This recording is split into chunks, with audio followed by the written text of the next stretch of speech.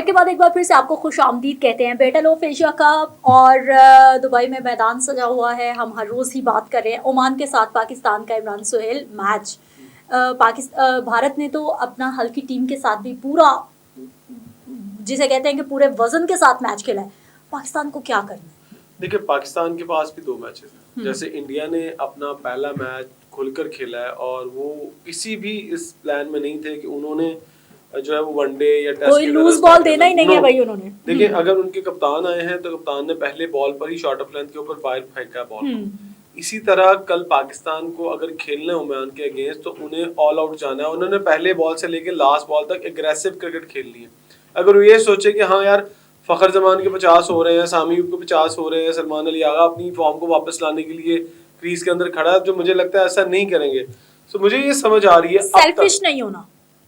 अब तक जो मुझे ये समझ आ रही है कि पाकिस्तान अगर 2 मैचेस हैं, 2 मैचेस के अंदर पाकिस्तान ऑल आउट जाता है और बड़ी तेज और खुली क्रिकेट खेलता है और ये मैसेज इंडिया के लिए छोड़ता है कल के मैच के बाद कि भाई अगर तुम तगड़े हो तो हम भी तगड़े होके आए हैं। ये कल का मैच डिसाइड करेगा। मैं इससे पहले कुछ नहीं कह सकता, क्योंकि अगर मैं कुछ कहने की पोजीशन में होता अगर पाकिस्तान टीम ने ट्राई नेशन सीरीज ना जीती होती, लेकिन अब पाकिस्तान ट्राई नेशन सीरीज जीत चुका है और मैं मोराल अप है ना, और अगर तो होना चाहिए प्लेयर्स का मोराल। इंडिया कल के मैच में अगर थोड़ा लंबा खेलता, मिसाल के तौर पर अगर यूएई की टीम 120-25 रन कर लेती अगेंस्ट इंडिया तो मेरे लिए सरप्राइजिंग होता।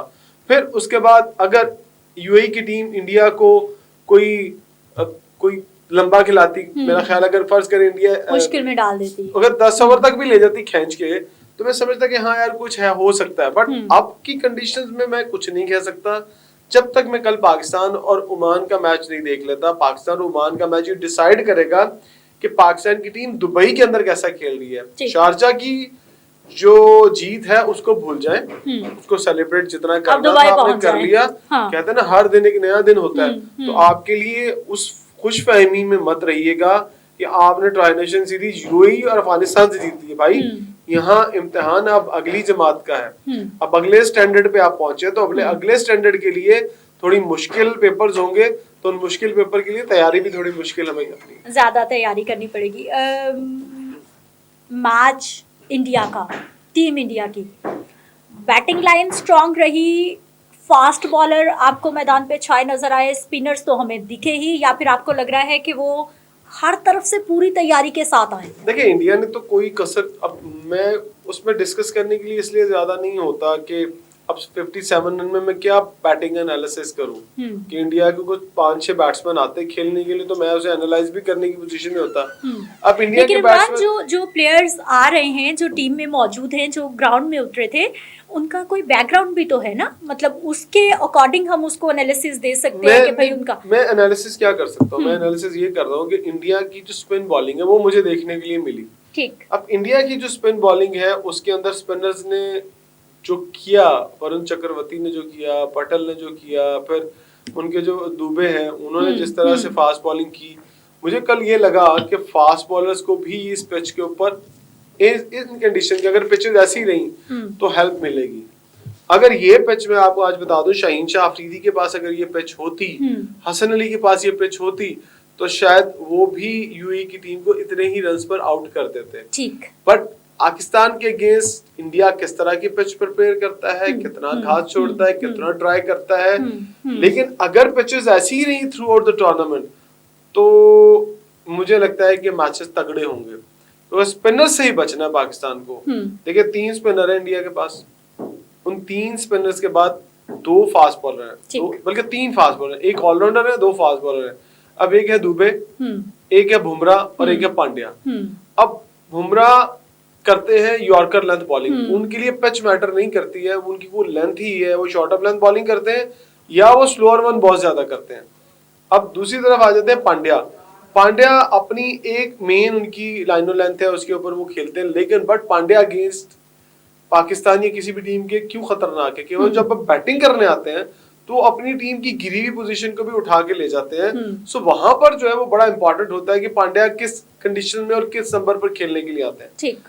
दूसरी जानिब जो दुबे हैं, दुबे को कल बॉलिंग करते हुए देखा कि अगर दुबे खेलते हैं पाकिस्तान के अगेंस्ट अगर, और अब क्योंकि 3 आउट करने के बाद उनके कप्तान का कॉन्फिडेंस होगा और वो उसके खिलाने की कोशिश करेंगे, लेकिन मेरी एक जाती राय है कि शायद इंडिया 2 फास्ट बॉलर के साथ ही जाएगा, एक बुमराह और एक पांड्या के साथ। वो अपनी जो बैटिंग और अपनी स्पिन बॉलिंग की स्ट्रेंथ है उसको बढ़ाएगा अगेंस्ट पाकिस्तान।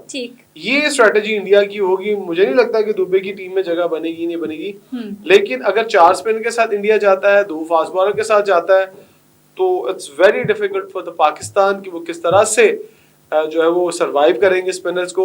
स्पिनर्स को अगर सरवाइव करना ही है, क्योंकि देखिए यहाँ सरवाइव करना ही काम नहीं है, यहाँ रन्स करना भी काम है कि आप सरवाइव तो कर रहे हैं, लेकिन क्या रन बनाने की नहीं बना रहे, टुक करके सरवाइव नहीं करना भाई हमें तो। वहां देखें 12 ओवर बनते हैं, अब वरुण चक्रवर्ती के डालने, पाटिल के डालने और तीसरे स्पिनर के डालने, 12 ओवर के अंदर पाकिस्तान को कम से कम 80 रन करने चाहिए। अगर 80 यहाँ करते हैं तो पीछे बचते हैं 2 फास्ट बॉलर, हालांकि वो जो फास्ट बॉलर है वो भी हल्के नहीं है, वो जो 2 फास्ट बॉलर उनके अगेंस्ट कम से कम 40 रन आने चाहिए। 80 + 80 160, ये मैंने आपको पूरा एक निचोड़ निकाल के दिखा दिया। अगर 80 + 80 रन नहीं करते तो to be very frank, Pakistani शायकीन, देखने वाले स्पेक्टेटर्स ये सोच लें कि पाकिस्तान का रन, अभी हम ये प्रोग्राम कर रहे हैं ना, तो ये चंक भी रिकॉर्ड हो जाएगा कि पाकिस्तान के लिए 130 140 करना बहुत मुश्किल है अगेंस्ट इंडिया। अगर पाकिस्तान ने इंडिया से मैच जीतना है तो कम से कम 160 रन आपको बनाने हैं, इंशाल्लाह फिर आप जाकर जीतेंगे। अगर इंडिया ने आपके अगेंस्ट 150+ रन कर लिए तो जी आपको मैं बता देता हूं, फिर भी आपने डरना नहीं है। और इमरान सोहेल तो हकीकत बता दूं कि ये 150 रन का मतलब है कि आप 200 रन आपने करने हैं अगेंस्ट इंडिया। सो स्ट्रेटेजी बना लें, सोच लें, समझ लें क्या करना है, क्योंकि यहाँ हसन नवाज चलने वाले नहीं है। जिस तरह हसन नवाज का बैटिंग का स्टाइल है, वो अगेंस्ट इंडियन स्पिनर इस तरह की खुली शॉट्स नहीं खेल सकते। वो सिर्फ खेल सकते हैं मीडियम पेसर को और फास्ट बॉलर को बड़े शॉट। हल्का स्पिनर, ऑफ स्पिनर तो खेल लेंगे, बट वरुण चक्रवर्ती का क्या करेंगे, पाटिल का क्या करेंगे, इन सब का क्या क्या बनेगा, मुझे समझ नहीं आ रहा। चलें, हम इसको समझने की कोशिश करेंगे कल, क्योंकि कल होगा पाकिस्तान का मैच। अभी हम बात कर लेते हैं जी हांगकांग वर्सेस बांग्लादेश। बांग्लादेश की टीम स्ट्रांग है, हांगकांग वही जैसे हम कहते हैं कि हल्की टीम है। बांग्लादेश टॉस जीते, बैट ले, बॉल ले, क्या करे?